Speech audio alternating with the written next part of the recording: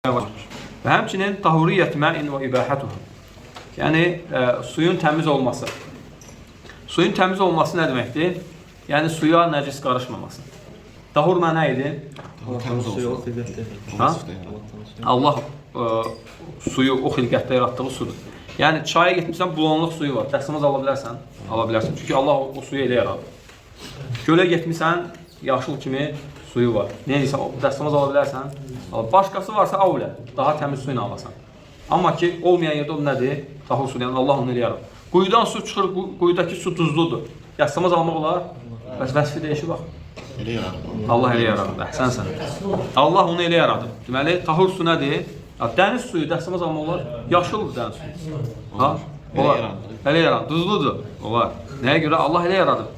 Peyğəmbər sallallahu əleyhi və səlləmdən soruşanda ki, biz dənizdə oluruq. Dəstəmaz alaq oradan. Deyir ki, "Vəttahuru mə'uhu vəl-hillu meytətuh." Deyir ki, onun yəni suyu təmiz, tahur mə'uhu hillu meytətuh. Nə demək? Meyitləri halaldır. Dənizdən nə çıxsa halaldır. Əgər kim dənizdən çıxan şeyi pullu, pulsuz ayırır və yaxud da nəyisə yemir, nəyisə bu dənizdən çıxan bəzi şeyləri yemir, o Allah Rəsulunun sözünə müxalif olan kəsdir. Allah Rəsulu "Vəttahuru mə'uhu vəl-hillu meytətuh." Və meyitləri nədir?